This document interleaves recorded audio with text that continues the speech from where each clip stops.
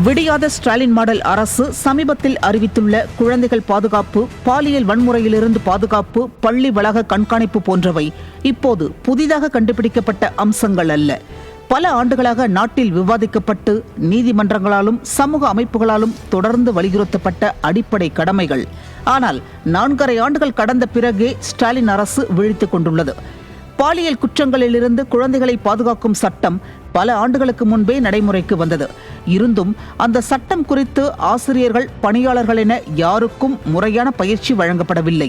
Good touch, bad touch என்ற அடிப்படை விழிப்புணர்வு கூட பல பள்ளிகளில் பேசப்படாமல் இருந்தது.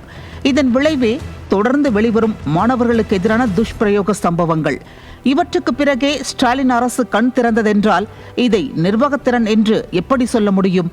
சிசிடிவி கேமரா கட்டாயம், பாதுகாப்பு குழு அமைத்தல், மாணவர் மனசு பெட்டி போன்றவையெல்லாம் அவசரமாக அறிவிக்கப்பட்ட தீர்வுகள்.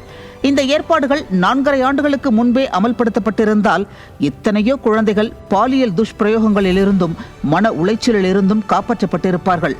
ஆனால் சம்பவங்கள் நடந்த பிறகு, விமர்சனங்கள் எழுந்த பிறகு, ஊடக அழுத்தம் அதிகரித்த பின்னரே வழிகாட்டுதல்கள் வெளியிடப்பட்டுள்ளது. இணைய பாதுகாப்பு பற்றிய அறிவுறுத்தலும் தாமதமான நடவடிக்கையாகவே உள்ளது. மாணவர்கள் பல ஆண்டுகளாக சமூக வலைத்தளங்களில் ஆபத்துகளை சந்தித்து வரும் நிலையில் இப்போது ஆசிரியர்களுக்கு கவனமாக இருக்க சொல்லுங்கள் என அறிவுரை கூறுவது தீப்பிடித்த பிறகு தண்ணீர் தேடுவது போன்றது. தொழில்நுட்ப வளர்ச்சிக்கேற்ப முன்கூட்டியே திட்டமிட வேண்டிய ஸ்டாலின் அரசு எப்போதும் பின்னால் ஓடிக்கொண்டிருப்பதையே வாடிக்கையாக கொண்டுள்ளது.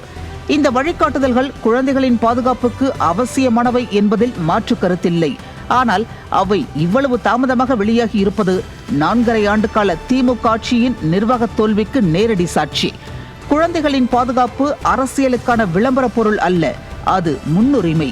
அந்த முன்னுரிமை இத்தனை காலம் புறக்கணிக்கப்பட்டதே இந்த ஆட்சியின் மிகப்பெரிய தோல்வி.